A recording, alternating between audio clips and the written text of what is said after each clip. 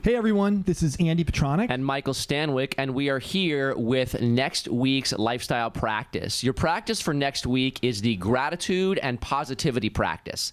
So what you're going to do is in your reflections each day, you're going to write 3 things that you're grateful for or 3 things that are positive for the day, the high points for the day. You can do any combination of the 2 if you can, kind of only think of one of each, or, it's a little bit of a struggle, but you want to put 3 things that you're either grateful for or are high points for the day. I find that it really helps to label them, like number them. Sure. 1, 2, and 3 are A, B, and C, so I know I don't miss one. And, this practice came about... one of the things that comes up for me around gratitude is I'm not always grateful. Like, I don't always have great days. And I look back over gratitude and I think, well, what was so great about today?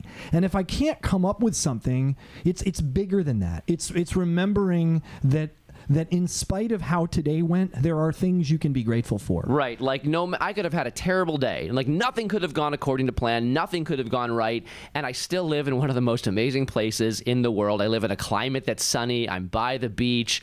I have almost infinite access to really good, clean food. And I don't want to lose sight of the fact that there's a level of, goodness in my life in spite of how any one particular day goes. They're the things you typically hear in a prayer. Like when I pray with my son at night, those are the things I say. We're grateful for our health. We're grateful for the food that's on our table. Just real big things, and those are fine. If that's all you can think of to be grateful for, those are great. And because you got sometimes you want to think of things like, if these things went away, it would really things could get pretty bad, and that's when grateful to have a job, right? Grateful to So they're often things that you might even take for granted on a day-to-day basis, and that's why a practice of sitting back and focusing on the things that are high points or that you are grateful for can bring you into a state of mind where it's like, wow, you know what? No matter what I thought or what anybody else said or how it went today, things are still pretty solid. The high points came about. Actually, it's a practice that I've been doing with my family since Dashiell was about, 4 or 5. And it was a way initially for us to kind of extract information out of him because, like any kid, he's pretty tight-lipped about his day.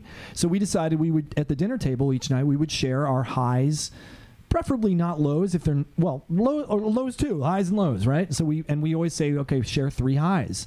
And we learned a ton about what's going on in each person's life because we're all busy. We all get going in our separate directions. And, as parents, we got to learn more about Dashiell's life.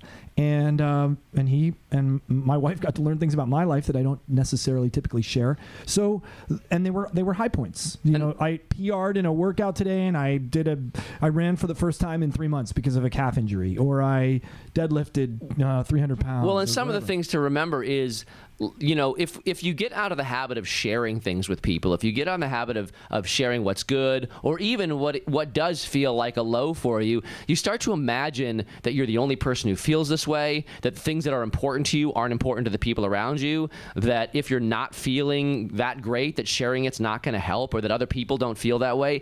And opening up the channel to sharing with the people that are important to you you can emphasize the things that are important to you, and you start to realize that the people around you actually care about the things that are important to you, but also can just help to lift the burden of a lot of the stuff that you carry around. Yeah, and the other piece that can be important to remember here is they don't necessarily have to fit the strict definition of positive. Like, if you learned something today and it wasn't necessarily positive, you can share that. Learnings are... You're building theories, right? You're building theories about your life, and you're learning, and that kind of is inherently positive, even if it was a difficult experience. Yeah. So really looking for the things that move you forward, just to constantly remind yourself that most of us live in a pretty good set of circumstances.